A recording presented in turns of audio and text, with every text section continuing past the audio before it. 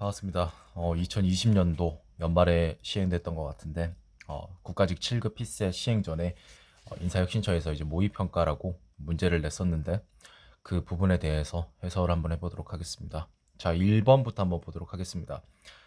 법조문 문제인데, 자, 중앙행정기관, 광역자치단체가 국제행사를 개최하기 위해 10억 원 이상 국고 지원을 요청하는 경우에 적용한다고 합니다. 이 지금 법이 되려면 여기 이제 이 부분에 해당이 돼야 된다는 거죠. 10억 원 이상 국고 지원 요청. 자, 국제행사라 함은 5개국 이상이 일단 외국인이 참여하고 국가에서 외국인 비율이 5% 이상이어야 되는데 총 참여자가 200만 명이 넘어온 3% 이상이라고 하고요. 뭐 이런 것들을 이제 말한다고 합니다. 자, 그 다음에 제외되는 경우를 이제 한번 또 따져봐야겠죠. 자, 이 경우가 이제 제외되는데 매년 1회 정기적으로 개최하는 국제 행사로서 국고 지원을 7번 받았으면 이제 더 이상 지원을 받을 수 없다라는 거고, 그 밖에 주기로 개최하는 국제 행사로서 국고 지원을 3번 받으면 안 된다라는 거죠. 근데 제외되는 시기는 다음 각호 이후 최초 개최되는 행사니까 8회 차부터 안 될 거고, 이 1호에 해당이 된다면, 그다음에 2호에 해당이 된다면 4회 차부터는 이제 더 이상 지원을 받을 수 없다라는 거죠. 이 맨 위에 이 조건을 이제 충족시킨다 해도. 자, 두 번째, 타당성 조사. 전문의 검토의 대상을 보면 국고 지원의 타당성 조사 대상은 국제 행사 개최에 소요되는 총 사업비가 일단은 50억 원 이상이 되어야만 타당성 조사가 된다라는 거고, 자, 전문의 검토 대상은 이것 아래, 즉 50억 미만인 국제 행사는 타당성 조사가 아니라 전문의 검토로 이제 넘어간다는 겁니다. 3항 볼게요. 국고 지원 비율이 총 사업비의 20% 이내인 경우 타당성 조사를 전문의 검토로 대체할 수 있다라고 여지를 주고 있습니다. 상황 볼게요. 2021년 제6회 A 박람회를 국고 지원을 받아 개최할 예정인데 광역자치단체니까 가능하죠. 매년 1회 총 250만 명이 참여하는 행사로 20여 개국에서 8만 명 이상 외국이니까 그 조건도 충족을 하겠죠. 그리고 2021년도에도 동일한 규모의 행사가 예정되어 있다. 한편 2020년도에 이제 받았다는 거죠. 다섯 번째로. 그러면 21년도에 받을 수 있겠죠. 여섯 번째니까. 총 사업비 40억이고요. 국고 지원 비율은 25%니까 즉 10억 원을 받겠네요. 자, 1번 보도록 할게요. 참여자가 감소한 6만 명이, 자, 200만 명 이상이죠. 그러면 외국인 비율은 5%가 아니라 3%인데 250만 명의 3%는 7만 5천 명입니다. 따라서 6만 명이 된다면 국제 행사에 해당이 되지 않겠죠. 자, 예정대로 개최됐으면 여섯 번째 지원을 받았죠. 그러면 대상에 제외되는 게 2022년에 제외되는 게 아니죠. 왜냐면 일곱 번째니까 일곱 번째까지 지원을 받을 수 있는 거죠. 여덟 번째부터가 안 되는 거니까. 3번 봅니다. 총 사업비가 52억 원으로 증가하고 국고 지원은 8억 원을 요청한다면 A 박람회는 타당성 조사 대상이라고 하고 있습니다. 자, 3번을 보면 50억 이상이니까 타당성 조사가 이제 대상이 된다라고 생각할 수 있겠죠. 그래서 3번을 선택할 수 있는데 그건 이제 맨 위에 이 부분을 놓친 겁니다. 일단 10억 원 이상 국고 지원을 요청하는 경우에 적용하기 때문에 총 사업비가 50억을 넘는 것도 중요하지만 애초에 대상이 안 되죠. 8억 원이면. 자, 총 사업비가 60억이고 국고 지원은 전년과 동일하니까 일단 대상은 되겠죠. 그러면 총 비율이 얼마가 되죠? 60분의 10이니까 6분의 1, 즉 16.67이니까 결과적으로는 20%가 안 돼요. 따라서 20%안 되니까 여기 지금 사망에 해당이 되죠. 20% 이내인 경우 타당성 조사를 대체할 수 있다라고 했으니까 충분히 우리가 검토를 받을 수 있다라고 판단할 수 있습니다. 5번. 기초 지자체 이제 공동 주관한다면 가능하다고 맨 위에서 살펴봤었죠. 자, 그러면 타당성 조사 대상이냐라고 좀 하고 있습니다. 전년과 동일한 총사업비, 즉 40억이었죠. 40억은 50억 넘지 못하기 때문에 검토 대상입니다. 타당성 조사 대상이 아니라. 따라서 정답은 4번이 되는 것을 우리가 확인할 수 있었습니다. 자, 2번 봅니다. 똑같이 법조문 유형인데, 자, 진흥기금이라고 있습니다. 영화위원회는 영화의 발전 및 영화 비디오물 산업의 진흥을 위하여 입장하는 관람객에 대해서, 그러니까 이제 가액의 5% 이제 진흥기금을 이제 징수하는데, 다만 직전 연도에 이 세모조 1호에 해당하는 영화를, 즉 60% 연간 상영 일수의 60% 이상을 만약에 상영을 했다면 그 영화관에 입장하는 관람객에 대해서는 그러하지 않는다. 즉 징수를 안 하겠다는 거죠. 인센티브를 주는 것 같은데. 자, 봅니다. 매월 말일까지 징수를 해서 해당 금액을 다음 달 20일, 즉 말일에 징수서 내는 게 아니라 징수를 하고 그 다음 달 20일까지 위원회에 납부. 자, 그러면 납부 기간까지 만약에 납부를 안 했다면 체납된 기금의 100분의 3은 뭡니까? 정확하게 3%에 해당하는 금액을 가산금으로 주겠다라는 겁니다. 자, 제2항에 따른 지능기금 수납에 대한 위탁 수수료를 그 영화 상영관 이제 경영자에게 지급할 수 있는데, 이때 지능기금 징수액의 3%를 초과할 수 없으니까, 그러니까 결과적으로 3%, 최대 3%까지 수수료를 줄 수 있다라는 겁니다. 그리고 세모조 봅니다. 자, 애니메이션, 단편, 예술, 독립영화, 그 다음에 제1호에 해당하지 않는 청소년 관람가 영화, 이 영역이 아닌 다른 영화에서 청소년 관람가, 그 다음에 뭐 해당하지 않는 국내 영화. 자, 1번부터 보도록 하겠습니다. 직전 연도 60 이상이니까 맞고요. 청소년 관람가 애니메이션 영화를 상영한 경우 징수한다. 징수하지 않습니다. 왜냐하면 애니메이션 영화에 해당이 되기 때문에, 뭐 여기에 뭐 성인용이 있을 거고 전체가 있을 거고 아니면 뭐 청소년 관람가가 있을 거니까 징수 안 합니다. 자, 20일 안에 냈습니다. 납부할 필요가 없겠죠, 가산금을. 자, 가액이 12,000원이 아니라 지능기금을 합해서 그 가액의 5%죠. 그게 12,000원이라고 한다면 지불 금액 중 지능기금은 600원일까요? 아닙니다. 12,000원의 5%는 600원이 맞긴 합니다. 근데 이거는 입장권 가액의 순수한 액수가 아니라 지능기금을 합한 금액이기 때문에 당연히 정확하게는 600 나누기 1.05가 돼야겠죠. 그러면 이제 이게 600원이 아니라는 걸 우리가 확실하게 알 수 있겠죠. 아닙니다. 자, 40일, 60일을 직준연도에 단편 영화, 독립 영화 여기 있죠. 상영을 했으면 100일이니까 매년 200일 상영하니까 50%죠. 징수합니다. 60%를 넘지 않기 때문에. 따라서 정답은 5번이 될 거고요. 자, 5번 같은 경우 봅니다. 가산금을 합해서 103만 원이면 가산금은 3%였죠. 그럼 딱 봐도 100만 원이라는 걸 우리가 캐치할 수 있습니다. 왜냐하면 100만 원의 3%가 3만 원이니까 103을 냈겠죠. 그래서 납부를 했어요. 자, 그러면 위원회는 경영자에게 주급할 수 있다. 왜? 이게 징수액이잖아요. 103만 원의 3%가 아닙니다. 주의하시길 바래요. 징수액의 3%입니다. 징수액의 3%. 따라서 100만 원의 3%니까 3만 원을 넘을 수 없겠죠. 그래서 최대 3만 원까지 받을 수 있음을 우리가 파악할 수 있겠습니다.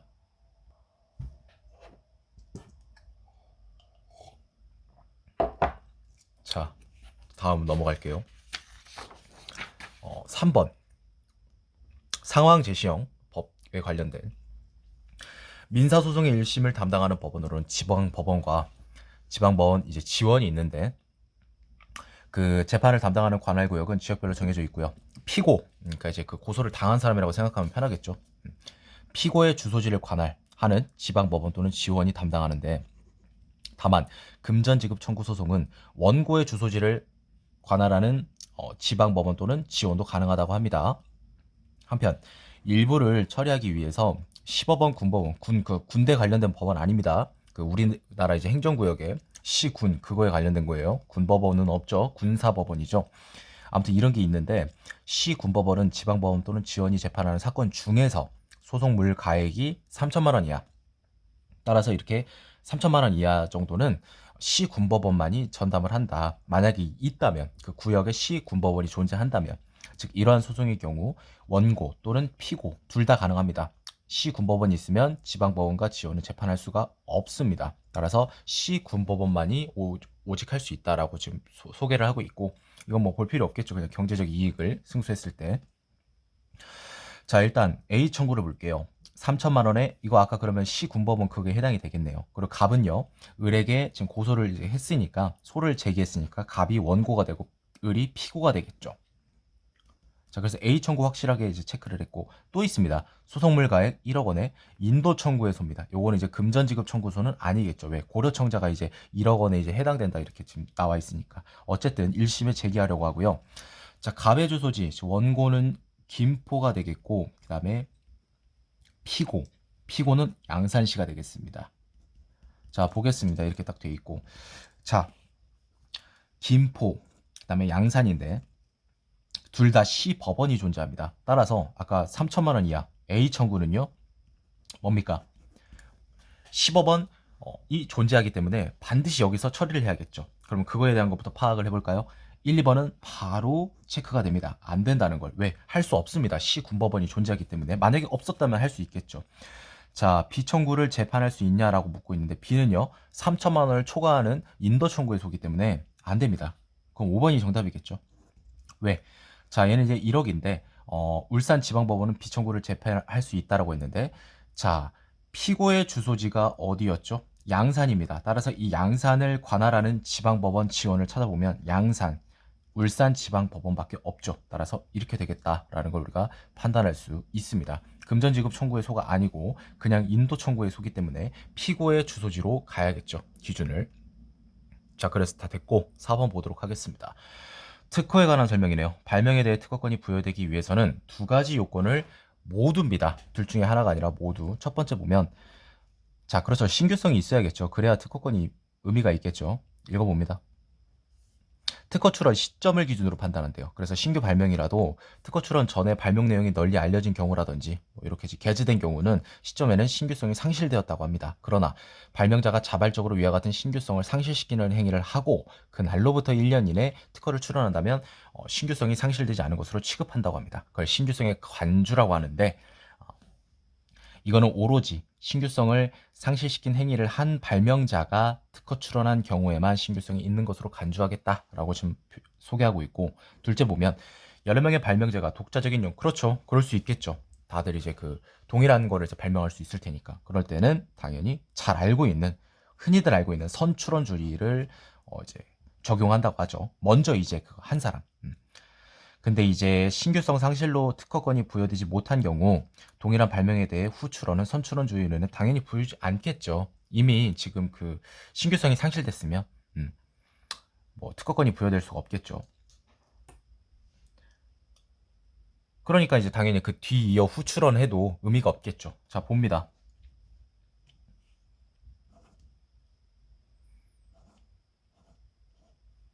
지금 신규성을 상실시켰네요.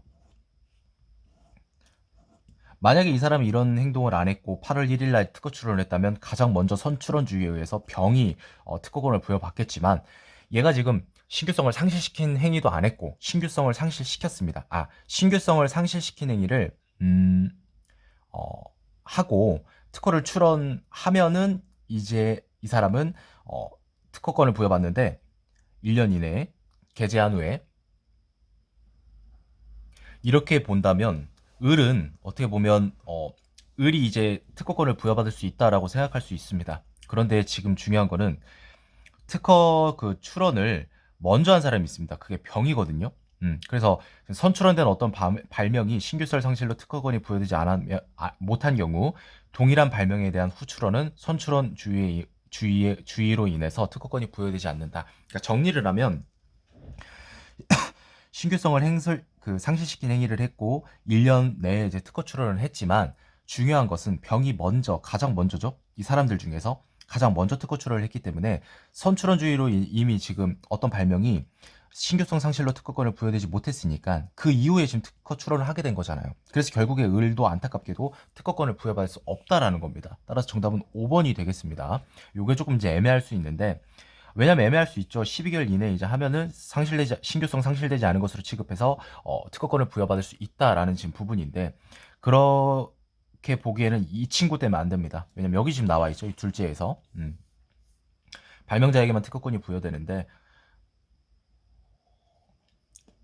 만약에 이 친구가 이제 신규성을 상실시키지 않았다면 병이 당연히 됐겠죠. 근데 이걸 했을 때 이미 6월 1일에 간행돼서 이제 신규성이 상실된 상태라서 안 됩니다. 그래서 그 이후에 이거 내가 게재하고 내가 한 건데 왜 안 됩니까? 이미 병이 해버렸기 때문에 어쨌든 안 됩니다. 선출원주의에 의해서 선출원으로 했던 그 병이 이미 이제 탈락을 했어요. 그래서 후출원주의 인해서 병도 안 되는 거죠. 값도 안 되고.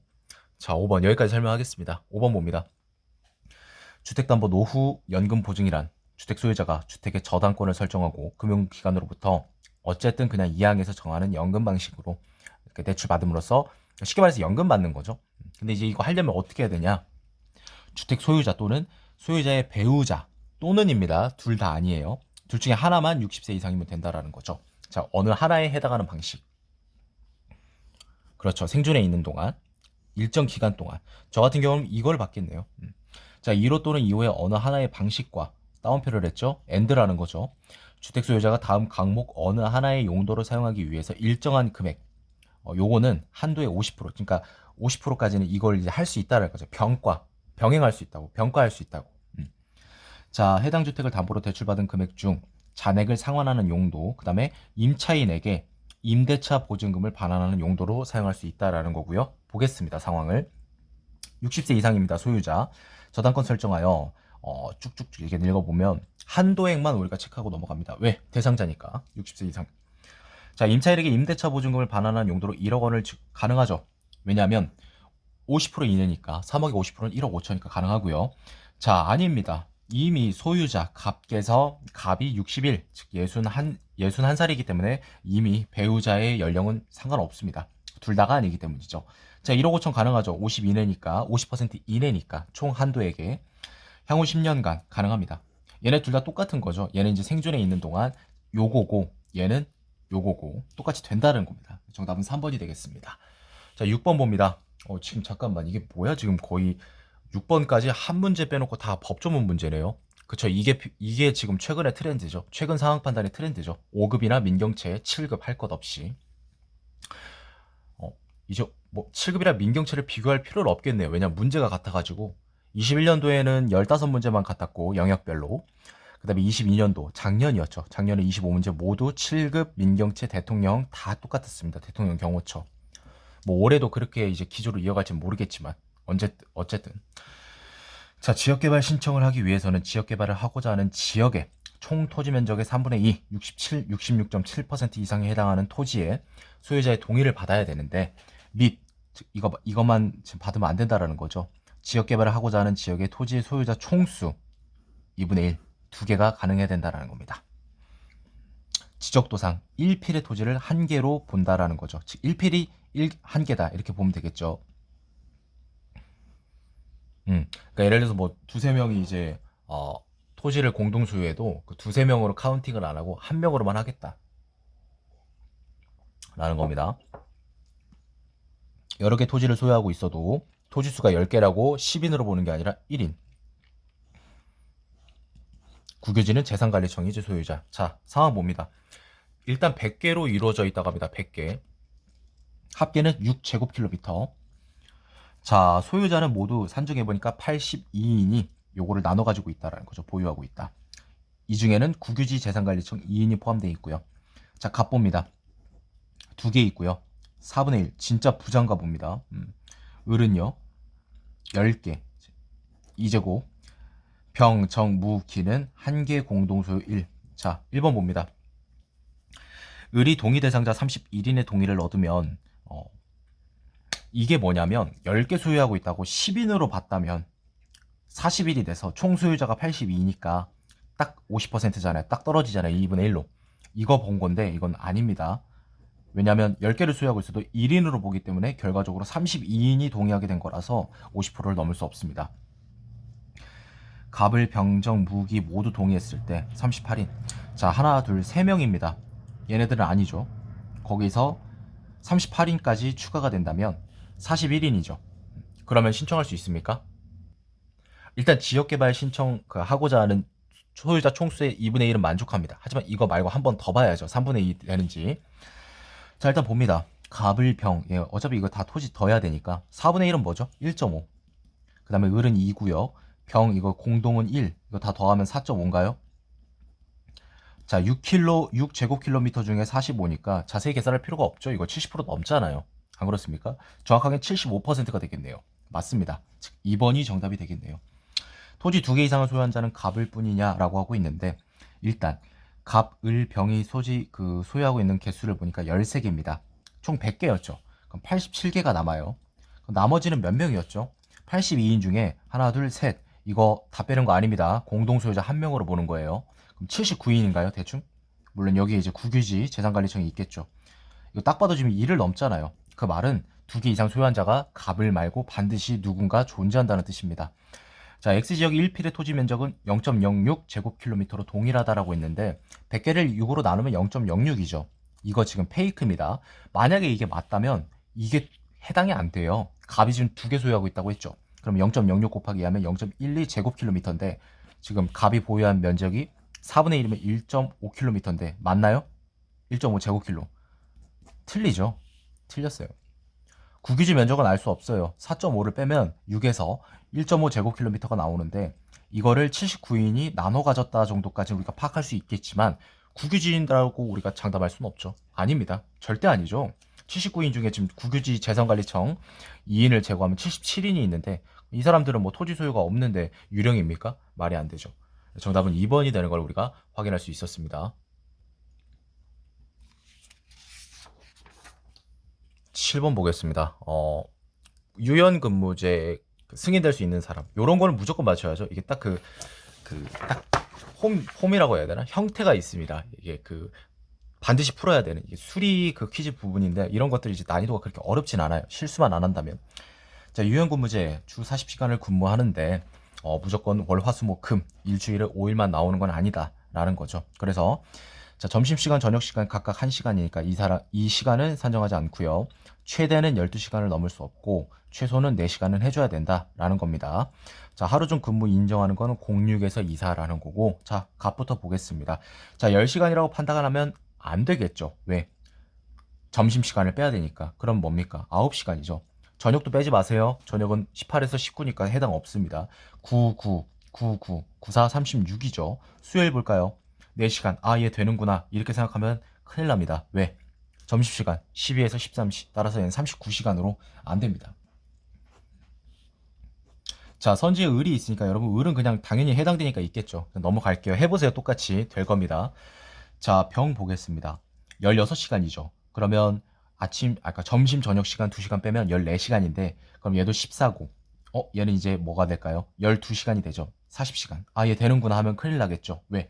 최대 12시간만 근무가 가능하니까. 자, 그럼 병 제거해주고, 정 봅니다. 10시간인데 점심 빼면 9시고요. 14시간이니까 점심, 저녁 다 빼니까 12시간이 되겠죠. 얘는 12시간인데 점심, 저녁 다 빼면 10시간이고요. 얘는 9 to 6, 우리 일반적인 국룰 딱 근무 시간이니까 8시간이 되겠죠. 다 더하면 20, 30, 39. 1시간이 부족해서 안 됩니다. 따라서 을 혼자만 유연근무 신청이 승인될 수 있는 사람이라 판단할 수 있겠습니다. 자, 8번 보도록 하겠습니다. 지문형 문제라고 보면 될 것 같은데 올림픽은 원칙적으로 4년에 한 번씩 개최되는 세계 최대 규모 스포츠 대회. 그러니까 이제 날짜 계산하는 것 같은데 올림픽들은 이제 대다수의 사람들이 대부분 이제 알고는 있죠. 그러니까 이제 요런 것도 반드시 맞춰야겠습니다.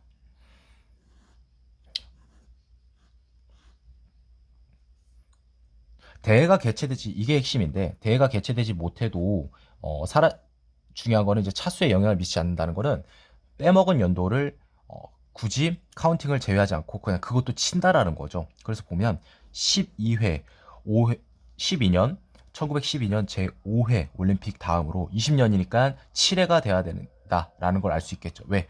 이 세계대전 때문에 빠졌으면 6회가 돼야 되는데 그게 아니라 그냥 7회로 보겠다는 거죠. 봅니다. 36회 11회니까 12년 즉 3번이니까 즉 14회가 되겠죠. 무난합니다. 계산 실수만 안 하면 됩니다. 혹시라도 실수할 수 있기 때문에 이 실전에서는 진짜 사소한 거 내가 이걸 왜 틀렸지 않은 그런 실수를 할 수 있어요. 근데 그게 뭐 본인이 부족하다기보다는 그냥 실수를 뭐 누구나 하니까 그렇게 볼 수는 없고요. 그냥 그런 부분이 어쩔 수 없는.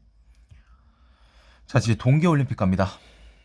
실제로 열린 대회만 이거의 차이점이라는 거죠. 자, 그래서 1948년도 동계올림픽은 제5회 대회였다. 예, 이거 볼 필요 없어서 안 봤어요. 이 내용은 딱 봐도. 왜냐면 이거 뭐 고려 안 해도 얘가 이제 5회라고 지정해줬으니까. 2020년 전까지 개최되지 않은 적은 없으니까 똑같이 가면 되겠죠. 이거는 그냥 함정 같아요. 시간 끌기. 굳이 필요 없을 것 같은데 얘는. 왜냐면 차이를 물어본 게 아니라 각각 열린 그 차수를 물어보니까 하계 동계 올림픽에. 자, 그러면 76년부터 48년 이후부터 끝까지 2020년까지 안 열린 연도가 없다고 했으니까 76에서 92면 차이가 몇이죠? 이건 하계니까 이걸 봐야겠구나. 1948에서 이거 헷갈릴 수 있겠구나. 자, 몇 차이죠, 여러분? 44년. 4 나누면 11. 그러면 5회에다 11을 더하면 16. 3번이 정답이 되는 것을 확인할 수 있겠습니다. 자, 이제 9번 봅니다. 또 지문형 문제인데 기상령은 일기와 기상특보로 구분합니다. 일기예보는 단기와 중기, 장기예보 등 시간에 따른 게 있고요. 기상특보는 주의보, 경보가 있다고 합니다. 자, 일기 예보 중 가장 짧은 기간을 예보하는 것은 단기 예보라고 하는데 그것은 또 이렇게 나뉩니다. 3시간과 1일. 굉장히 복잡하게 해놨네요. 어려운 내용은 아닌데 막 그 짧은 내용 안에 많은 거를 담은 3시간은요. 오늘과 내일의 날씨를 예보하고 매일 공시 발표부터 시작하여 3시간 간격으로 일일 8번 발표하고요. 1일 예보는 오늘과 내일, 그 다음에 모레, 이틀, 그러니까 2일 뒤까지 이제 보는 겁니다. 1일 단위로 예보해주고 5, 11, 17, 23에 발표한다고 합니다. 소수네요. 1만 약수가 1밖에 없는 오직 자신과 자, 다음으로 중기 예보는요. 주간 예보와 1개월이 있다고 합니다. 주간은 1일 예보를 포함해서 1일 예보가 예보한 기간의 다음 날부터 5일간 굉장히 뭔가 이유가 있어서 이런 식으로 냈겠지만 푸는 입장에서 보면 왜 이렇게 해놨나 이렇게 생각이 좀 드네요. 1개월 예보는 뭐 한 달이겠죠 당연히. 그다음 마지막 장기는 계절, 삽, 봄, 여름, 가을, 겨울. 자, 기상특보는 주의보, 경보로 나뉘는데 쭉 읽어봅니다. 주의보가 더 센 건가요? 아, 경보가 좀 더 센 거죠. 경보 이후에는 이제 특보인가? 자, 예보 기준이 있습니다. 체크. 그래서 대도시 5cm, 일반 10cm, 울릉도 20cm일 때 주의보 기준이 되고, 그다음에 이제 경보는 대도시 20, 일반 30, 울릉도 50. 그러니까 경보가 좀 높은 부분이겠죠. 자, 기억 봅니다. 월요일에 발표되는 주간 예보는 그 다음 주 월요일에 날씨가 포함된다. 주간 예보가 아까 어딨죠? 5일간이니까 안 되겠다 싶은데 이걸 놓치면 안 됩니다. 1일 예보를 포함한다고 했죠. 즉 월요일에 발표되는 주간 예보는 월요일에 발표되는 1일 예보가 언제까지죠? 이틀까지니까 월, 화, 수까지 하죠. 근데 이 다음 날 1일 예보가 예보한 다음 날부터 5일까지니까 목, 금, 토, 일, 월까지죠. 따라서 월요일, 다음 주 월요일도 주간 예보에 포함됩니다. 이 기억이 좀 애매할 수 있겠네요. 1일 예보 발표 예가 시각이 아까 뭐였죠? 05, 11, 17, 23시. 자, 3시간 예보는 3회 배수죠. 그러니까 8번 겹치는 거 없습니다. 1일 예보는 그날 날씨입니다. 그걸 4번 5, 7, 18, 23. 그러니까 5, 11, 17, 23 하는 거니까 18시간 더 먼 미래가 아닙니다. 자, 대도시 A의 대설경보 예보 기준이 뭐였죠? 5cm였나요? 아, 경보 20cm. 울릉도 대설주의보는요? 주의보는 여기 20cm. 같습니다. 정답은 4번이 되는 걸 확인할 수 있습니다. 10번 봅니다. 다음 글과 사무용품 배분 방법을 근거로 11월 1일 현재 갑기관 직원 수. 자, A, B, C, D 사무용품을 매월 1일에 배분하는데 네 종류를 이제 하루에 모든 직원에게 배분했다. 그래서 A, B, C, D 다 합친 게 1050이라는 겁니다. 이거 딱 그 눈치 채신 분들이라면 아, 이거 약수 배수 이거 분수 이거 계산하는구나 라는 생각을 할 겁니다. 이거는 필셋보다는 NCS 응용 수리 문제랑 좀 되게 많이 맞아 보여요. 그러니까 뭐냐면 전체 그 직원 수를 X라고 보면 이건 결국 X가 되겠죠. 곱하기 얘는 뭡니까? 2분의 X가 되겠죠. 얘는 뭡니까? 4분의 X. 이해되시죠? 이런 문제 나오면은 뭐뭐당, 뭐뭐당, 뭐뭐인당. 그럼 거의 분수를 좀 떠올리면 좋습니다. 이겁니다. 다 더해서 전체를 X라고 하고 요게 얼마라고? 1050. 이거 8로 할 수 있죠? 8분의 8. 다 더하면 됩니다. 이거 뭐냐면 거꾸로 가면 돼요. 1이잖아. 똑같은 거잖아. 그냥 그대로 더하면 돼요. 같이 통분할 필요 없어요. 15가 되겠네요. 그럼 X는 뭡니까? 1050을 15로 나누고 곱하기 8을 하면 된다는 소리죠. 이거 뭐죠? 딱 떨어지는데 70. 700에 350이니까 곱하기 7, 8. 네. 560입니다. 4번이 정답이 되겠네요.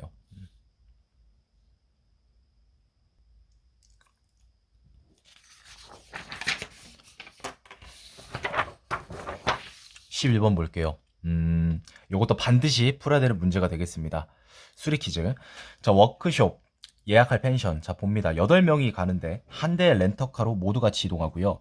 1박 2일. 당연히 비용을 최소화했으면 좋겠죠. 자, 왕복 교통비랑 숙박 딱 두 가지밖에 없습니다. 심플합니다. 반드시 맞춰야 된다는 소리죠. 자, 교통비는 거리당 10km에 1,500원. 그럼 나름 저렴한 편인 것 같아요. 8명이 이제 한 대의 렌터카를 모두 타는데.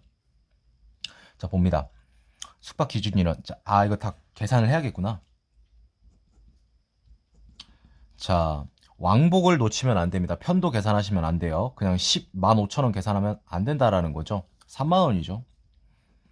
자, 그 다음에 숙박 요금이 1박을 하니까 10만 원을 넣으면 될 것 같은데 8명이에요.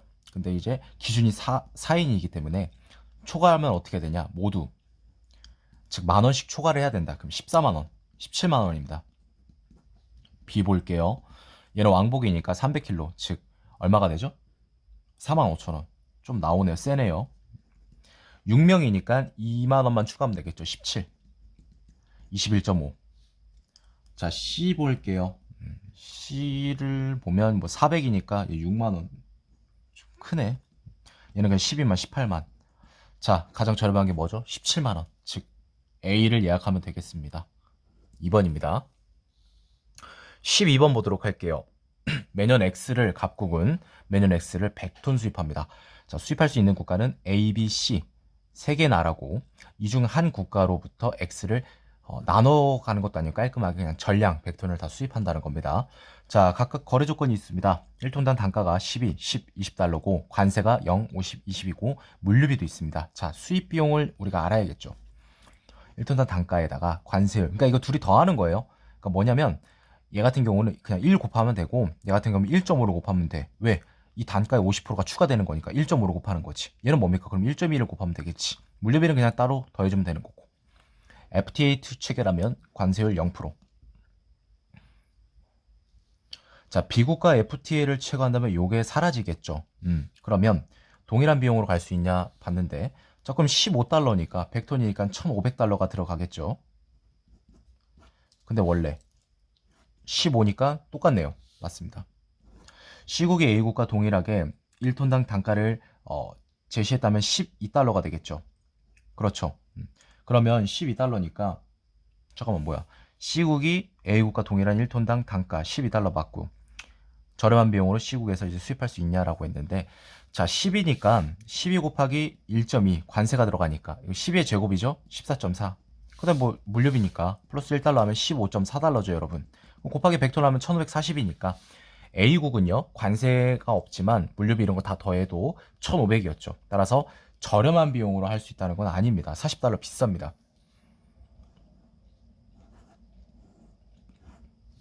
자, A에 6달러가 추가된다. 그럼 총 21달러네요. 곱하기 100 하면 2100달러가 들어가는데 B국은요.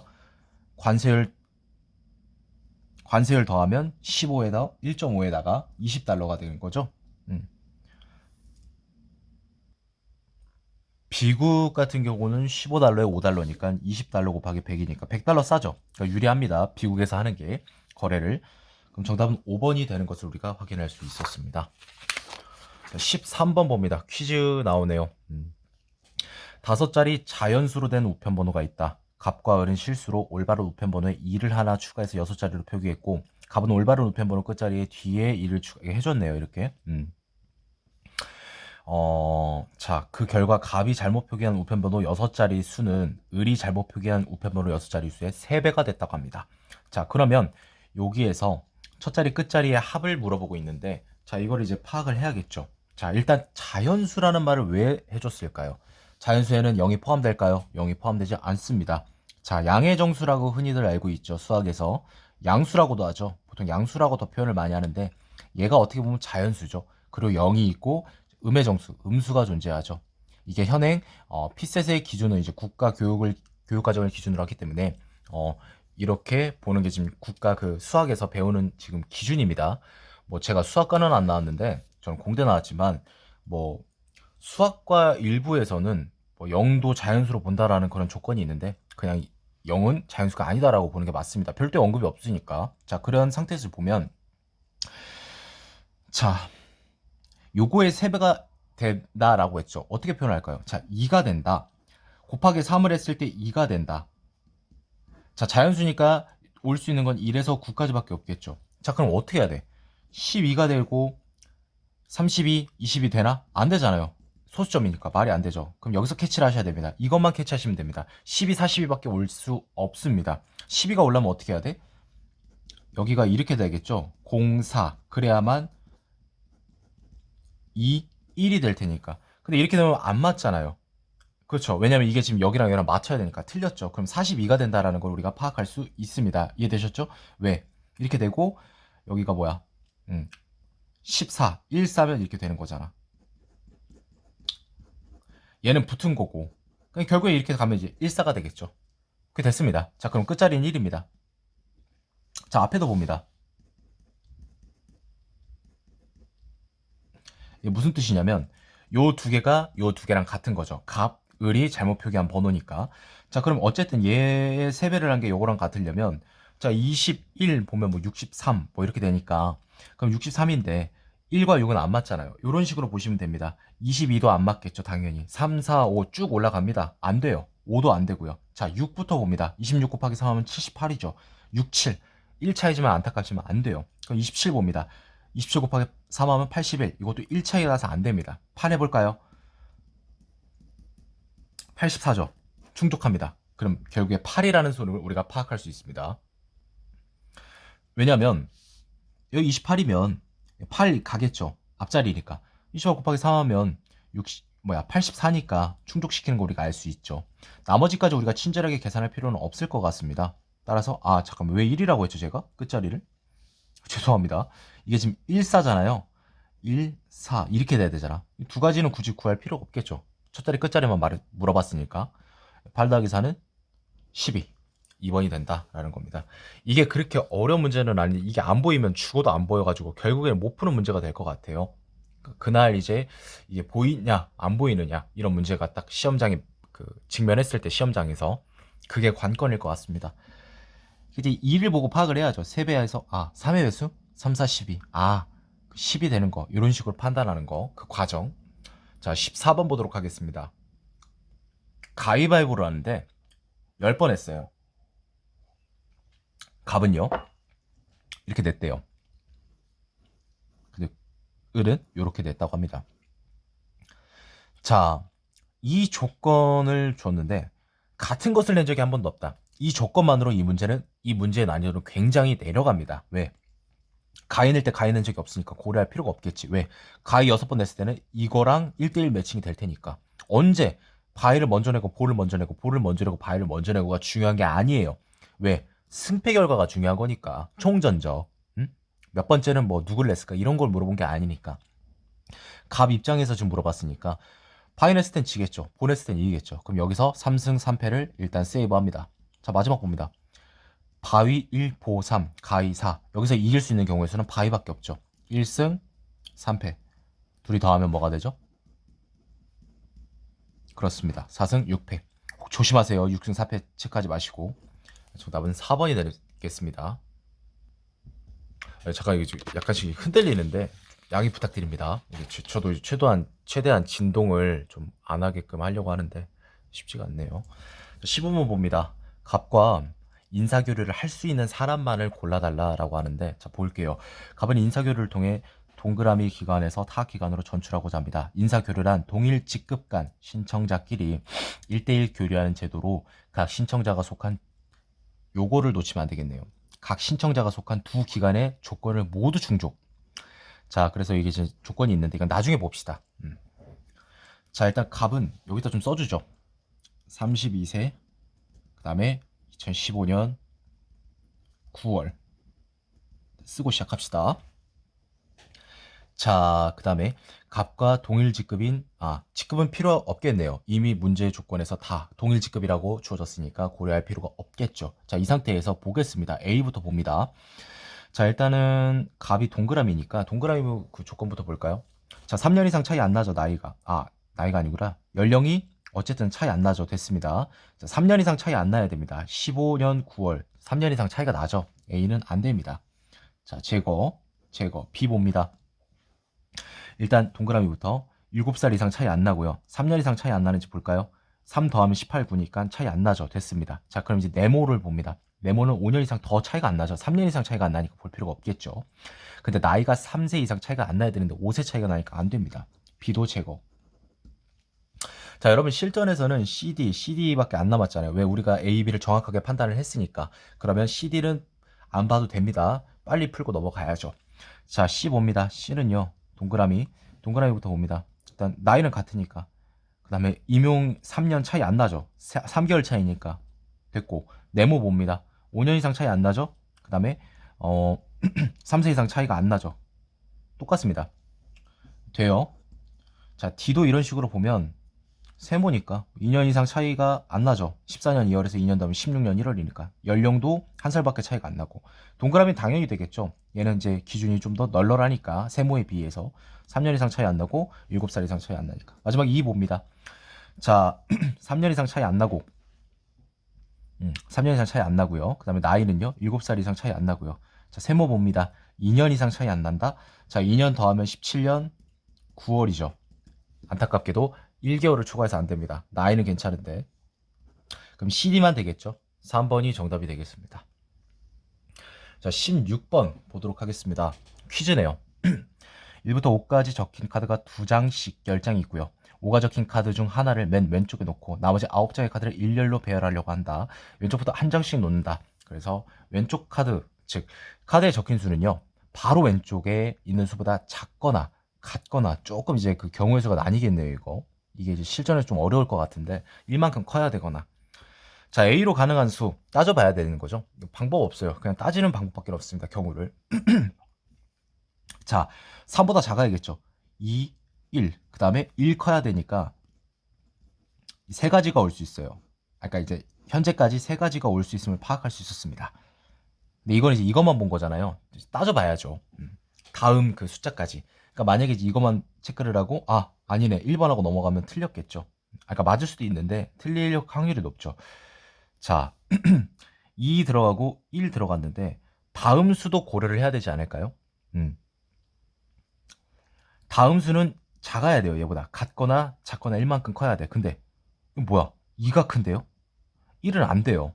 2는 되겠죠. 1만큼 크니까. 4도 되겠죠. 1만큼 작으니까. 따라서 2, 4만 무조건 가능하다. A자리에 올 수 있는 거는 2, 4 말고는 어떤 숫자도 올 수 없다. 따라서 2는 맞습니다.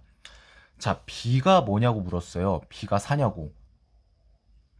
B의 자리에 올 수 있는 게 일단 5는 안 돼요. 2 크니까. 그럼 뭐야? 4. 3은 못 와요. 두 개를 썼기 때문에. 그럼 2, 1. 2, 1 한 장씩 남았으니까 올 수 있는데 일단 4는 제쳐두고 4 올 수 있으니까. 만약에 2가 온다면 1보다 작은 C는 1이 와야겠죠. 혹은 3이 와야 되는데 3 써버렸으니까. 그렇게 되면 D랑 2에 올 수 있는 게 없습니다. 이해되시나요? 마찬가지로 2를 넣는다고 하면 여기 올 수 있는 게 2밖에 없는데 근데 2는 이미 썼잖아요. 안 됩니다. 따라서 B는 4가 고정됩니다. B는 4 고정이에요. 자, 그래서 5, 1, 2, 3, A, 3. 그 다음 B는 4 고정. 그 다음에 C, D, E. 이렇게 놓을 수 있겠네요. A는 2 아니면 4 올 수 있고요. 자, 봅니다. C는 5가 아니다. 그러면 C가 5가 아닌 경우의 수를 따져봐야 되는데 그냥 간편하게 C에 5를 넣어볼게요. 5를 넣어보자고. 5, 1, 2, 3, 3, 4, 5. 자, 2, 4 올 수 있는데 여기 같은 경우는 이제 작거나 같거나 1만큼 커야 되는데 1만큼 클 수가 없고 같을 수가 없잖아. 5는 이제 두 장을 썼으니까. 따라서 여기는 어떻게 해야 됩니까? 4가 오거나 2가 올 수 있겠죠. 그럼 4를 한번 넣어볼까요, 여러분? 4를 넣고 그럼 얘는 2가 되겠죠. 그럼 얘 뭐야? 1 넣으면 되는 거 아니에요? 충족하잖아요. 따라서 다른 거 다 필요 없습니다. C에 5를 넣었을 때 이 충족하는 경우가 생기기 때문에 볼 필요도 없어요. 그럼 C가 정답이네요. 3번이 정답이네요. 자, D가 2라고 했습니다. 한번 여기다 똑같이 써보죠. B3, B4 고정. D가 2라고 했죠, 여러분. 잡았습니다. 그럼 뭐야? 여기 A 자리에 2, 4니까 2 다 썼잖아요. 앞에 하나 있으니까. 얘는 4 고정입니다. 자, 이렇게 되면 뭡니까? 하나 올 수 있는 건 1밖에 없어요. 모두 알 수 있습니다. 자, 2는 1 아니면 2라고 했는데 1 오는 걸 우리가 확인했었죠. 얘가 더 큰 숫자가 올 수 있을까요? 2 말고는 없을 것 같은데 자, 따져보죠. 5, 1, 2, 3. 어떻게 따지냐면 이가 왔을 때 옳은 경우가 될 수 있게끔, 맞는 경우가 될 수 있게끔 따져보자는 소리입니다. 자, 2가 오려면 여기서 2를 쓰면 안 되겠죠. 4를 씁니다. 3은 원래 있던 숫자. 그 다음에 이 b인데 b는 4 고정인 걸 확인했으니까. 자, 그리고 2를 넣어주면 됐네요. 작으니까. 됐죠? 가능합니다. 1, 2밖에 안 돼요. 1, 2만 가능합니다. 자, 그래서 정답은 3번. 17. 2021년 포획 채취 금지 고시의 대상이 되는 수산자원 물고기를 구해라. 물고기만 있는 건 아니니까 그냥 수산자원이라고 할 거예요. 이 기간 동안 이제 금지가 되는데 금지 지역이 이렇게 나와 있고 근데 이제 정부가 경제 상황을 고려해서 요거에 해당하면은 이제 원래는 금지해야 되는데 해주겠다 제외를 그런 부분인 것 같습니다.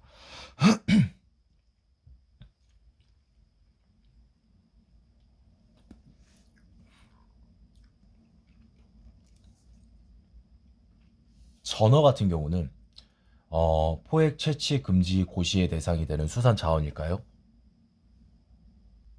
전어 같은 경우는 첫 번째 상황에서 자 소비 장려 수산 자원입니다. 이 셋 중에 하나에 해당하죠. 바로 지웁니다. 계속 고려할 필요가 없이 결국 얘는 금지 대상이 아닙니다. 자 소비 촉진 기간 이때는 이제 안 해주겠다. 안 해도 된다. 금지를 안 해도 된다. 5월 1일에서 7월 30일은 정확하게 이 기간 안에 들어가죠. 대구도 제외됩니다. 자, 그 다음에 꽃게. 꽃게도 되네요. 그럼 이제 소라, 세조개 중에 하나인데 소라는 이제 3월 1일이 껴있어가지고 좀 애매하고 세조개도 있는데 지역경제 활성화 지역이라고 해가지고 CDEF, CDEF가 있습니다. 따라서 CDEF, EF 그 다음에 이때는 여러분 이게 지금 G는 금지 지역이 아니지만 이때는 금지 기간에 해당되니까 상관없어요. 이때가 문제였던 거죠. 근데 이때는 금지 기간에 한 달이 뭔가 차이가 이제 맞진 않지만 매칭이 안 되지만 정확하게 금지 경제 활성화 지역에 정확하게 매칭이 되기 때문에 셋 중에 하나만 맞으면 되니까 따라서 소라도 해당이 안 됩니다. 세조개만 금지되겠네요. 이게 키포인트였던 것 같습니다. 이 소라를 두 개로 나눴을 때 이걸 판단할 수 있는지 그걸 보는 것 같습니다. 자, 18번 보도록 할게요. 반드시 맞춰야 되는 문제 중에 하나입니다. 그만큼 이제 난이도가 어렵지 않고 시간만 투자하고 실수만 안 한다면 금방 풀 수 있는 문제라는 거죠. 자, 어쨌든 중형은 1,500, 소형은 1,000, 하이브리 500만원 지급. 자, 개소세, 교육세, 취득세가 12%, 5%라고 합니다. 자, 그 기준 보면 자, 소형 전기차는 아예 고려할 필요가 없겠네요. 세금을. 소형부터 계산을 해볼까요? 소형 전기가 얼마 준다고 했죠? 1,000만원. 지불 금액을 비교한 것으로 그 순서를 그럼 얘는 뭡니까? 2,500이죠 총. 자, 그 다음에 이제 중형 봅니다. 중형 같은 경우는 개소세만 내면 돼요. 10%. 따라서 자동차 가격의 10%니까 세금이니까. 자, 그럼 4천만 원이죠. 4,400인데 중형은 얼마 받죠? 2,900이겠네요. 1,500만 원을 빼줘야겠죠. 마지막 C 볼게요. 하이브리드는 500이니까 3천만 원이고 그 다음에 이제 세금 볼게요. 전액 감면, 비감면, 취득세만 내면 됩니다. 이거의 취득세는 5%니까 얼마일까요? 175만 원이겠죠. 자세히 계산할 필요는 없겠네요. 얘 2,900보단 작지만 2,500보단 클 테니까. 자, 그렇게 되면 가장 큰 게 A가 되겠고 그 다음에 C가 되겠고 그 다음에 B 이렇게 볼 수 있을까요? 자, 그렇게 되면 잠깐만. 아, 죄송합니다. 목이 좀 안 좋아가지고. 왜 이래? 아, 세금을 빼는 게 아니라 더하는 거지. 무슨 생각한 거야? 죄송합니다. 3175. 자, 그렇게 되면 C, A, B 순으로 이제 그 지불해야 될 금액의 이제 순서가 정해지겠죠. 이거 왜 거꾸로 해놨지? 2번이 정답이 되겠습니다.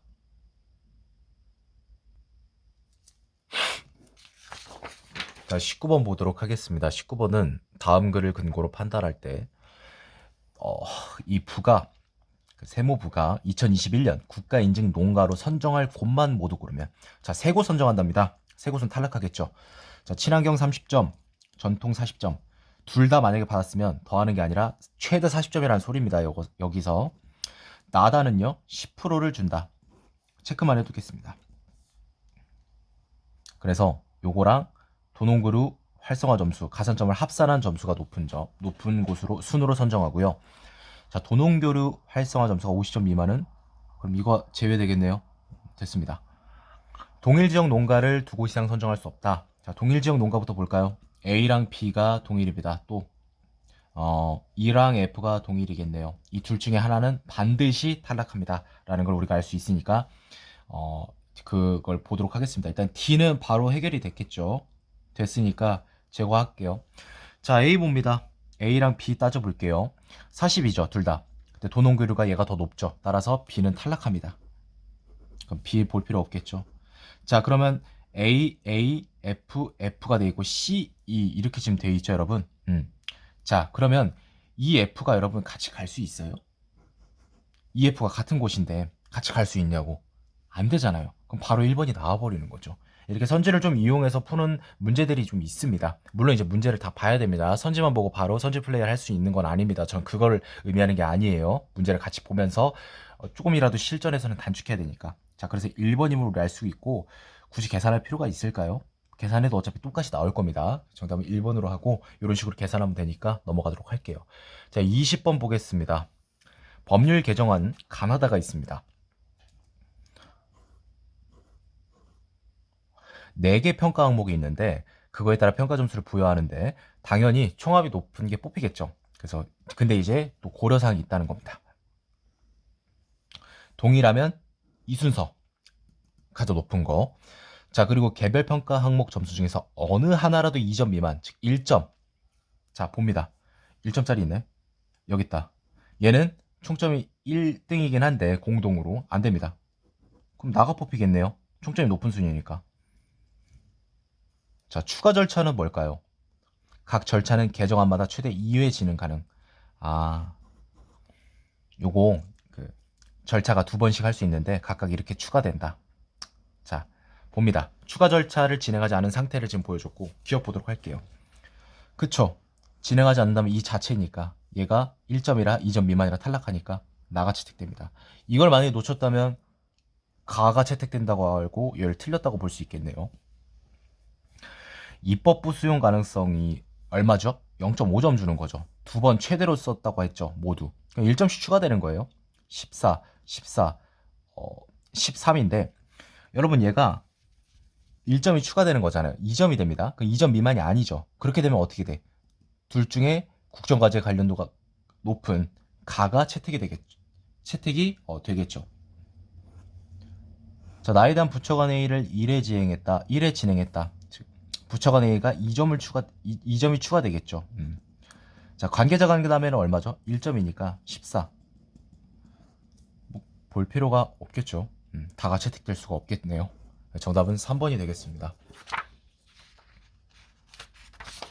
자, 21번 보겠습니다. UCC 공모전에 참가한 가별병정무가 있는데 자, 조회수 등급에 따른 점수, 심사위원 평가 점수인데 3위, 즉 3명만 이제 수상하고 자, 5등급이 나뉘어요. 5등급으로 조회수는 최상위가 10점이고 까지 0.3점 차이라는 거죠. 근데 보면 A, B, C니까 최대 0.6점 차이가 난다라고 파악하면 될 것 같아요.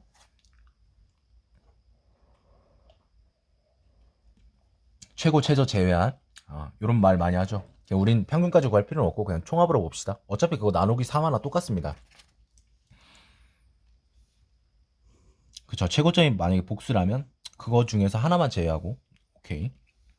최저점도 동일. 최저점이 복수인 경우에도. 자, 그럼 기억, 니은, 빵꾸 뚫린 거 말고 나머지 진짜 체크만 해볼게요. 체크해야 풀릴 것 같으니까 14, 22점 여기다 적어줄게요. 이건 확정이죠. 20점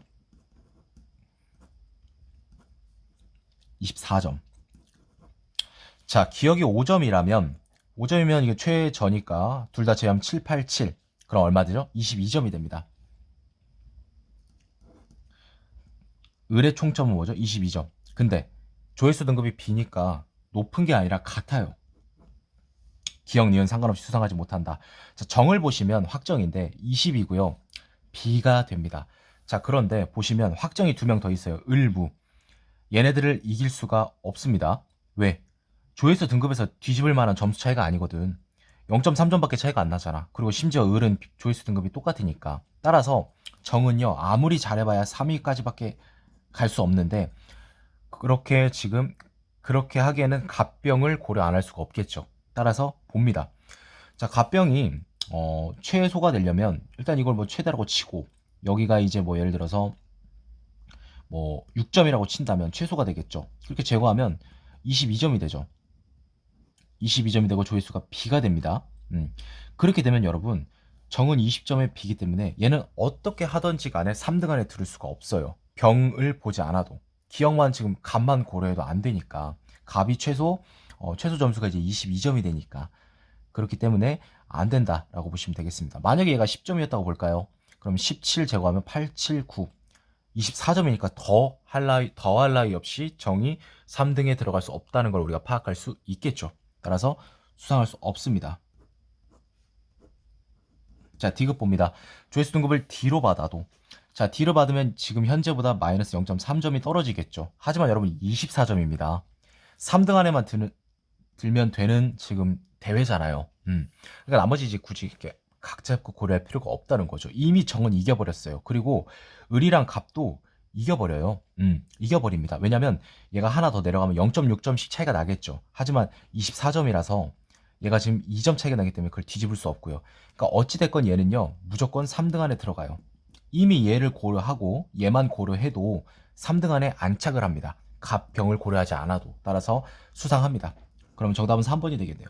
자, 기억 니은이면 갑의 총점이 병의 총점보다 높다라고 했는데, 자, 니은을 예를 들어서 8점, 기억을 9점으로 볼까요? 9 제거하면 987이죠. 17, 24점 B죠. 그 다음에 이제 병을 볼까요? 병은 이제 8이니까 15 제거하면 88, 16, 23 플러스 A. 자, 이렇게 되면 갑이 을보다 높은 거는 을보다 높은 거는 맞아요. 근데 이 경우만 또 따져보면 안 되죠. 또 얘가 10점의 경우도 있잖아요. 10점, 9점일 때를 보면 5점, 10점 제거하니까 987이니까 뭐가 되죠? 24점이 됩니다. 근데 얘가 만약에 10점이면 10점과 7점을 제거해주면 987이 되죠. 24 더하기 B가 됩니다. 자, 이렇게 되면 같아지죠, 여러분.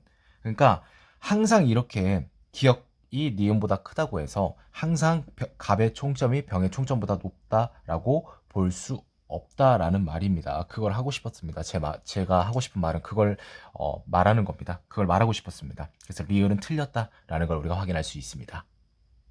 자, 그 다음에 잠깐만요. 정정하겠습니다. 리을 선지. 아까 10.9점일 때 제가 이걸 A로 해야 되는데 B로 했나요? 이렇게 되면 여러분 뭐죠? 동점이 아니라 어찌됐건 맞는 말인데, 그러니까 리을 선지가 틀렸음을 이제 판단할 수 있는데 0.3 높으니까 결과적으로 뭐예요? 지금 병이 갑보다 높은 경우가 생깁니다. 따라서 그래서 안 됩니다. 자, 22번 보도록 할게요. 확실히 난이도가 있네요, 여기는. 4개 기간에 대해 후기 2번 평가를 실시하고요. 전기 평가에서 이거 뭐 읽을 필요는 없겠네요. 그러니까 이게 지금 수학에서 쓰는 그 용어거든. 이게 이제 표현이거든요. 오랜만에 보네.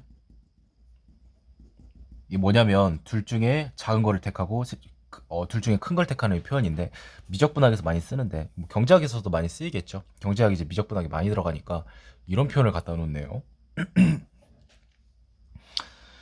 그러니까 이제 지금 가중치를 5대5, 1대1로 할 건지 1대4로 할 건지 전기 1, 후기를 4 해서 가장 높은 거를 이제 뽑는다라는 뜻이겠죠.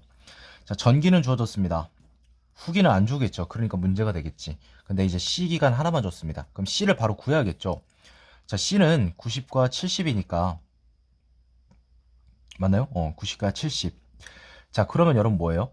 얘를 1대1로 하던가 1대4로 둘 중에 하나를 할 수 있어요. 근데 누가 더 클까요? 당연히 얘는 50대 50을 택해야겠죠. 왜? 얘가 점수가 크니까 최대한 여기에 가중치를 많이 두는 것이 C 입장에서는 점수가 크게 나옵니다. 계산해보세요. 가중치를. 얘가 가장 크게 나올 겁니다. 계산해볼까요? 뭐 믿겠으면 5.6, 18. 5.6이래. 56, 18, 74. 근데 이거 하면 뭐가 되죠? 160 나누기 80이죠. 가끔씩 못 믿는 사람들이 있더라고. 이 답이 틀린 거 아니냐고. 그럼 나를 못 믿는다는 건데, 나를 못 믿어도 상관은 없는데, 무슨 오답이냐고 막 오답 아니냐고 이렇게 물어보는 사람들이 있어. 인사혁신처에서 그럼 정답이 틀렸다는 건가? 물론 몇 개 문제가 있기는 해요. 인사혁신처에서 그 피셋 정답 그걸 이제 창에 올릴 때 실수하는 경우가 있어요. 그게 뭐냐면 PDF 한글 파일로 그 정답을 이제 공개한 연도가 있고, 그냥 그 자체 그 사이트 자체에서 창으로 이렇게 창에서 이렇게 바로 답을 공개해 주는 경우가 있는데, 여기서 몇 개 틀린 게 있어요. 그 아직도 안 고치고 있는데, 그거 말고는 이것도 이제 문제 자체가 틀린 게 아니라 실수로 기입을 한 거기 때문에 정답은 변함없는 거죠. 가끔씩 그런 사람들 있으면 좀 벙찌더라고요. 내가 그럼 오답을 했다는 건가? 제가 이제 막 실수하면은 바로 정정을 하거든요, 댓글로. 그런데 이제 제가 웬만해서 오답인 경우는 없거든요. 지금까지는. 아무튼 그렇습니다. 못 믿으면 왜 보는 거지? 이 영상을? 나는 보라고 홍보한 적도 없고 돈을 요구한 적도 없는데, 지금까지 계속 해오면서 본인이 왔는데 본인이 믿질 못하네. 세상에 참 별난 사람들 많습니다. 자, 시간 70이니까 어쨌든 시간의 총점은 80이 되겠죠. 근데 꼴등이에요. 그럼 D는 80보다 높다는 뜻이 되겠네요. 근데 D는요, C보다 10점이 적어요. 이 상황에서 D보다 최종점이 높으려면 D는 당연히 후기 평가가 점수를 잘 받아야 되는 것과 별개로 가중치가 1대1을 택하느냐 1대4를 택하느냐, 어떤 걸 택해야 될까요? 당연히 후기에서 점수를 많이 받아서 C보다 이제 하는 경우가 있겠죠. 물론 전기를 압도적으로 예를 들어서 100점을 받아버리면 여러분 50대 50을 하는 게 맞겠죠. 아니 근데 그래도 후기 1대4로 하는 게 뭐 클 것 같은데, 어찌됐건 최소로 따져볼게요. 왜냐면 선지에서 괜히 최소라고 묻지 않거든요. 따라서 저는 최소의 경우를 한번 생각해 보겠습니다. D가 80점이고 1대4. 그러면 예를 들어서 D 같은 경우는 최소한 80점 나와야 될 것 같은데, 80점을 넘어야겠구나. 여러분 이 상태라면 1대1 가중치로 본다면 최종점은 80이죠. 근데 80과 동일하죠. C와 동점의 기간은 없으니까.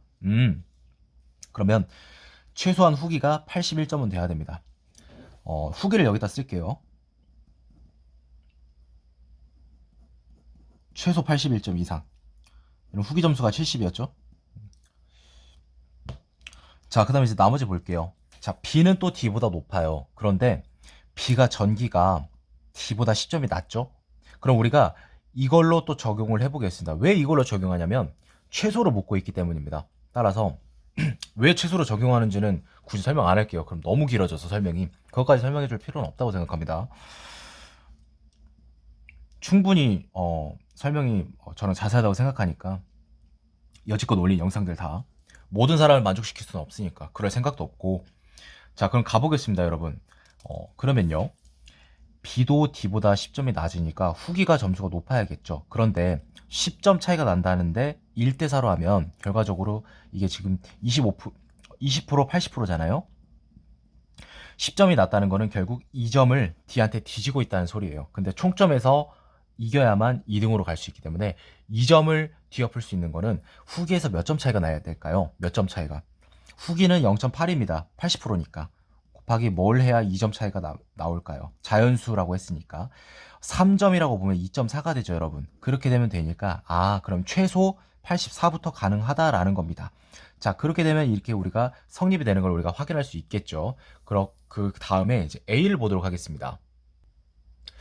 A도 똑같은데 지금 똑같이 10점이 출제자가 이거 배려했구나. 이것만 파악하면 이제 그 다음 똑같이 갈 수 있도록 10점이 나으니까 똑같이 후기에서 3점 이상이 돼야 된다는 거죠. 그럼 87입니다. 지금 이게 뭐랄까 완벽한 건 아니고 더 클 수 있어요, 차이가. 그건 아직 모릅니다. 근데 여기서 최소라고 했으니까 우리가 최소의 경우를 생각하려면 이 경우밖에 없다라는 겁니다. 왜? 전기에서 차이가 적으니까 그러니까 20대 80 가중치를 이제 사용했을 때 최소의 경우가 나오니까. 자, 볼게요. 최소 3점 높네요. 됐고요. B 기간은 83점일 수 있냐라고 하고 있습니다. B 기간이 얘가 83일 수 있나요? 아닙니다. 최소 84가 돼야 됩니다. 만약에 2점 차이가 난다면 이거 못 뒤집습니다. 왜? BD가 2점 차이기 때문이죠. 그 0점이 했을 때 AD는 5점일 수 있다라고 했는데 최소 6점 차이가 나야 됩니다. 안 됩니다. 22번은 좀 어렵네요, 확실히. 자, 그 정답은 1번이 되겠습니다. 자, 연계 문제고 지문형인데 한번 보겠습니다. 김우전 선생은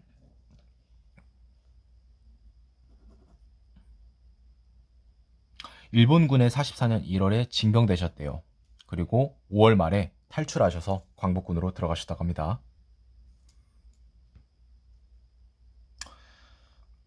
자, 45년 4월쯤에 만들었다고 합니다. 자음, 모음, 받침을 구분하여 만들어진 암호체계. 자음, 모음을 각각 두 자리 숫자로, 받침에는 자음을 나타내는 두 자리 숫자의 앞에다가 00을 붙였다라고 합니다. 자음은 11부터 29를 할당하고 모음은 30에서 50을 할당합니다. 순서대로 대응.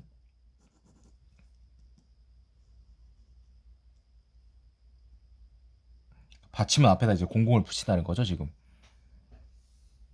김은요. 김은 기억은 11, 이는 39. 2. 숫자겠죠. 여기서부터 30, 32 이런 식으로 셌겠죠.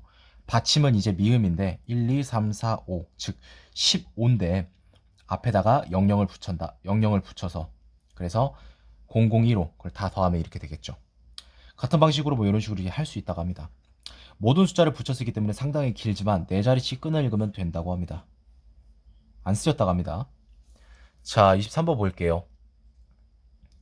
징병군에서 탈출하고 광복군에 들어가서 만드신 거죠. 네 자리씩 끊어 읽으면 된다 하니까 4의 배수겠죠. 자, 이건 뭘까요? 18, 18은 뭘까요? 자, 11, 12, 13, 14, 15, 16, 17, 18이니까 이응이죠. 자, 그다음에 30은 뭘까요? 30은 바로 나오는 거니까 아가 되겠죠. 그다음에 됐고 001호 받침이겠네요. 15, 11, 12, 13, 14, 15 암. 근데 2400은 뭐죠? 앞에 이거 2400은 뭐예요? 이거 아무것도 아닌 것 같은데? 자음은 24를 고를 수 있지만 암 뭐가 되겠죠? 말이 안 되죠. 해독될 수 없습니다. 자, 괴는 뭘까요? 기억과 이거 둘이 더한 게 이 셋이 더한 게 아니에요, 이거. 왜냐면 외가 있기 때문에. 이거죠? 그럼 여러분 이게 11이고 얘 몇 번째죠, 여러분? 얘는 뒤에서 세는 게 빠르겠습니다. 몸이 50이죠? 50, 49, 48. 1148입니다. 뭡니까 이게? 어? 아, 이걸 내가 왜 틀렸다고 했죠? 해독될 수 없다. 니은디귿 2번이 되겠네요. 자, 24번 볼게요. 3.1 운동을 묻고 있는데 숫자는 끝에. 그럼 3이니까 5300. 야, 이거 어려운 거라기보다는 이거 보기가 불편하네요. 숫자가 작아서. 자, 그 다음에 이제 온점, 가운데점. 80을 하고 끝에 00을 붙인다. 아이고, 제가 설명하는 자리니까 그냥 한번 해보는 거예요. 실전이었으면 바로 이렇게 같이 여기서 바로 대조를 했을 것 같습니다. 3점. 자, 80이니까 이거 제거하고 나머지 이제 뒤에 1은 볼 필요 없겠죠. 5100 똑같으니까. 그 다음에 이제 뒤에 1836도 똑같아요. 1836, 0011까지 똑같아요. 그러니까 뭐냐면 18이 당연히 이응이겠죠. 그 다음에 뭐 36은 당연히 우가 되겠고, 이제 운동할 때 니은이 받침이지 않습니까? 그래서 디귿 붙여 앞에 00 붙고 니은이니까 뭐 이렇게 되겠죠. 최대한 선지를 활용해야죠. 바로 하는 것보다. 자, 33은 똑같겠죠. 디귿이니까. 맞나요? 33이 아니라 죄송해요. 13. 13이니까 디귿이죠. 13. 뭐 이렇게 하고 나머지 뒤만 이제 확인하면 되네요. 동이니까 이거 뻑이라고 하면 안 되고. 아무튼 이 5죠. 5. 1, 2, 3, 4, 5. 즉 30이니까 34가 돼야겠죠. 35가 아니라. 네. 1번이 정답이 되겠습니다. 다 볼 필요는 없겠죠. 자, 마지막 25번 볼게요. 뭐야 이거. 자, A부서는 4개의 과가 있는데 총 35명이라고 합니다. 첫 번째 힌트. 두 번째, 과장 한 명이 무조건 포함되어 있고 7명 무조건 최소 7명. 그 수가 모두 다르고 동일한 이제 그 인원수를 가진 그 과가 없다라는 거죠. 내선 번호는 1번부터 45니까 40. 근데 뭐야? 45개니까 인원수보다 많구나. 순서대로 연속된 오름차순으로 부여된답니다. 자, 그럼 보겠습니다. 일단은 갑을 병정을 써주고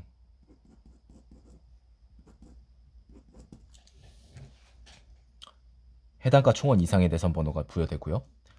모든 직원은 소속과의 내선 번호 중 서로 다른 번호를 각각 하나 이제 배정받고요. 각과 과장에게 배정된 내선 번호는 해당 과에 부여된 내선 번호 중 가장 앞에 있다라는 거죠. 자, 서로 다른 과 소속. 자, 봅니다. 값은 다 주어졌습니다.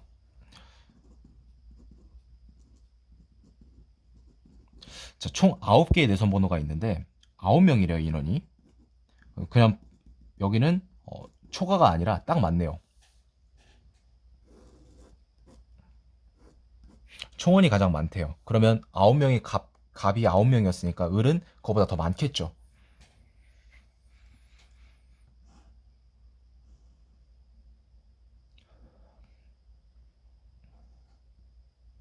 자, 그러면 병은요. 병이 소속된 과는 과장이 가장 앞에 번호에 가야 되니까 7024로 25부터 시작이 되겠죠. 그리고 자기가 7034라고 했습니다. 근데 얘가 이제 마지막일지 아닐지는 모르겠는데 일단 볼게요. 마지막으로 우리가 한번 볼게요. 얘가. 자, 그럼 34라고 보면 그럼 총 10개의 내선 번호가 있는 거죠. 자, 그렇게 되면 이제 3개가 더 많다고 했어요. 그러면 얘는 일단 7명으로 한번 해보는 거죠. 자, 그 다음에 저희 과장님 내선 번호 끝자리와 병 주무관님과의 과장님 내선 번호 끝자리가 동일하다고 합니다. 그러면 뭡니까? 올 수 있는 게 7025는 올 수 없고 7005, 7015, 그 다음에 7035가 올 수 있어요. 근데 7005가 올 수 있어요? 없습니다. 왜? 과장부터 시작하잖아. 7005면 앞에는 반드시 7001부터 7004가 있는데 이거는 다 같이 묶어봐도 4명이에요. 근데 7명 이상이라는 조건에 위배되니까 얘는 올 수가 없어요. 그러면 두 가지 경우를 우리가 따져봐야 된다라는 거죠. 그럼 예를 들어서 7015라고 한다면 7016 돼요? 안 되죠? 이해되시나요? 이게 과장님 번호라고. 근데 과장이 맨 앞자리라는데 각 과는 7명 이상이라는데 과장이 하나밖에 없나 이 과가? 왜냐면 7016은 갑이 가지고 있으니까 안 된다. 그러면 7035밖에 없다라는 겁니다. 자, 그러면 7035가 있고요. 자, 끝자리는 뭘까요?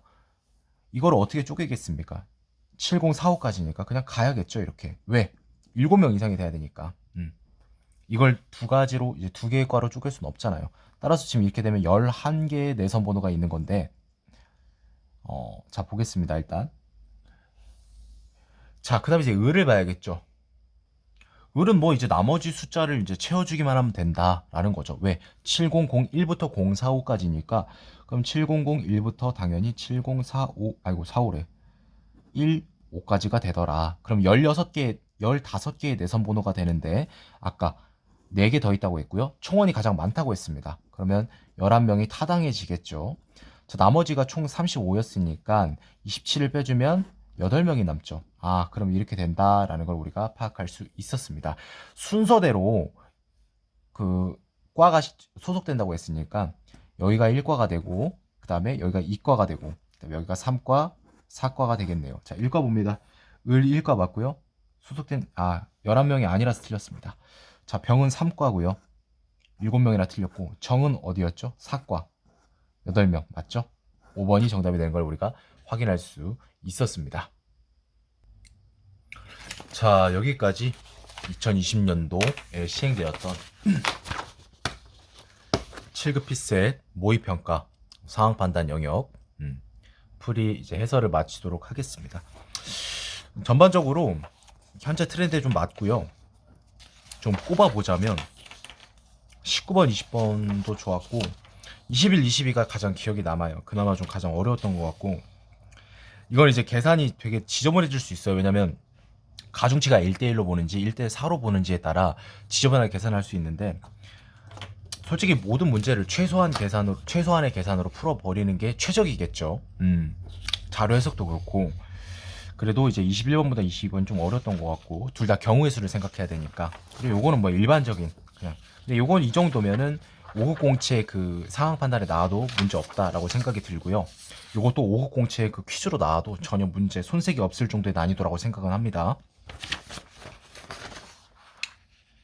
요 같은 경우도 이제 가중치를 두 개를 따지는 게 아니라 최소라는 그 선지를 좀 파악을 해서 그럼 최소 몇 점 이상이어야 된다는 그 조건에 좀 입각한다면 이 가중치를 좀 쓰는 게 맞겠구나. 요런 생각을 좀 이끌어낼 수 있는 그런 부분들이 좀 이제 중요한 포인트라 저는 이제 개인적으로 생각을 합니다.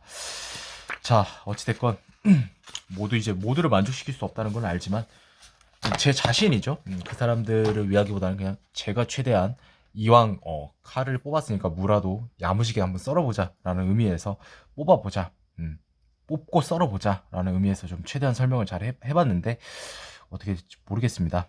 하지만 여기까지 하는 걸로 하고 마치도록 하겠습니다.